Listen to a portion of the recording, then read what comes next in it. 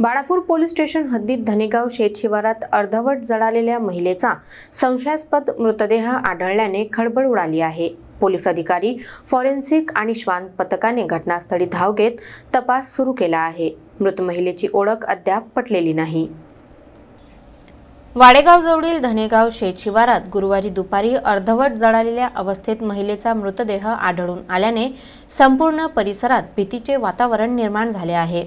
अंदाजे 20 ते 30 वयोगटातील ही महिला असून मृतदेह कमरेपासून डोक्यापर्यंत जळालेल्या स्थितीत तुरीच्या पिकात पडलेला आढळला।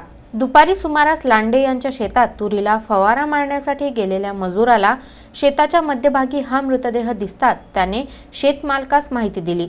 लगेच माहिती धनेगावचे पोलीस पाटील प्रमोद लांडे यांच्यापर्यंत पोहोचली आणि त्यांनी तत्काळ बाळापूर पोलीस स्टेशनला कळविले। ठाणेदार प्रकाश जोडगे, वाडेगाव पोलीस कर्मचारी प्रशांत डोईफोडे आणि पथकाने घटनास्थळी धाव घेत प्राथमिक तपास सुरू केला।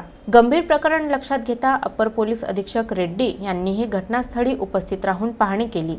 पुढे फॉरेन्सिक लॅब चमू आणि श्वान पथकाला तातडीने पाचारण करून पंचनामा करण्यात आला। मृतदेह उत्तरीय तपासणीसाठी जिल्हा सामान्य रुग्णालयात पाठवण्यात आला असून मृत महिलेची ओळख, मृत्यूचे कारण आणि या घटनेमागील शक्य तितक्या गुन्हेगारी अंगाची तपासणी बाळापूर पोलीस करत आहेत। या घटनेनंतर भीती आणि संभ्रमाचे वातावरण आहे।